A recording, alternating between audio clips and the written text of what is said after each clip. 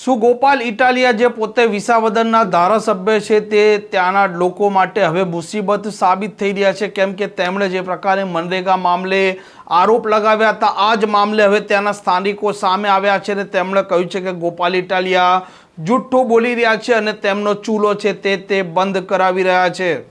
વૈષ્ણવજન તો તેને કહીએ જે પીડ પરાઈ જાનાને રે।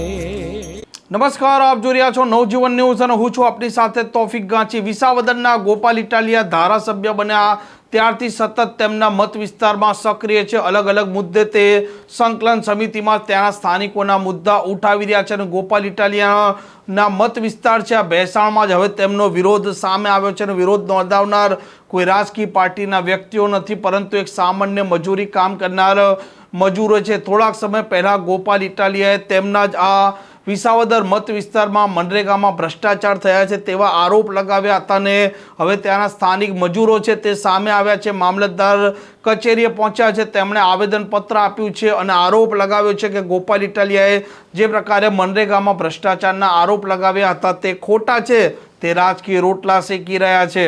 મારું નામ ચૌહાણ ચંપાબેન રામભાઈ ખારચિયા વાકુના વતની છું। આજે હું રાહત કામમાં જાઉં છું અને વિધવા સહાયની મજૂરી પણ મજૂર થાય છે। રાહત કામમાં મારે પગાર પણ આવે છે અને રાહત કામનો પગાર મારા ખાતામાં પણ જમા થાય છે। આજે તમે શું અહીંયા તમારી શું માંગ છે ને શું કરવા અમારે રાહત કામ માટે અમારી મંજૂરી છે। ચૌહાણ લાલજીભાઈ નરસિંહભાઈ, ગામ ખારચિયા વાપોના। અમે આજે મામલતદાર ઓફિસે આવેદનપત્ર દેવા માટે આવ્યા છીએ અને રાહત કામનું કામ કરીએ છીએ, મજૂર નરેગાનું કામ કરીએ છીએ। ચેકડેમ તળાવની અંદર અમે કાયદેસર લીગલી કામ કરીએ છીએ અને એનો પગાર અમને લીગલી મળે છે। અમારી માટે ખોટા ગામના ખોટા કોઈ પણ માણસો અમને ખોટા આક્ષેપ કરે છે એના માટે અમે મંજૂરી કોઈની નહીં ચલાવી લઈએ। અને આજે શા માટે આજે આવેદનપત્ર લેવા માટે આવ્યા છીએ, ખોટા અમારી માટે આક્ષેપ કરે છે, લીગલી પગાર અમને આવે।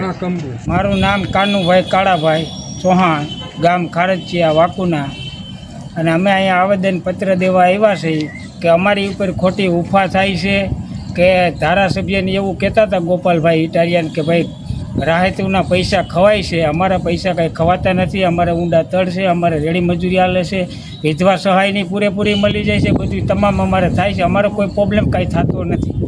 ખોટી અમારી એવી ઉફા ન કરે। અહીંયા શું કરવા અહીંયા અમે રાહત કામ માટે કે ભાઈ તમારા પૈસા ખવાય છે એના માટે અમે અહીંયા મામલતદારે અમે અહીંયા આવેદનપત્ર દેવા આવ્યા છીએ। શું ગોપાલ ઇટાલિયા હવે ખોટું બોલી રહ્યા છે, રાજકીય રોટલા શેકવા માટે આવા આરોપ લગાવી રહ્યા છે? આવા સવાલો આ શ્રમિકોની વાત પરથી ઉદ્ભવી રહ્યા છે। આ પ્રકારના સમાચાર, આ પ્રકારના અહેવાલ માટે નવજીવન ન્યૂઝ ચેનલ જોવાનું અને સબસ્ક્રાઇબ કરવાનું ભૂલતા નહીં। નમસ્કાર।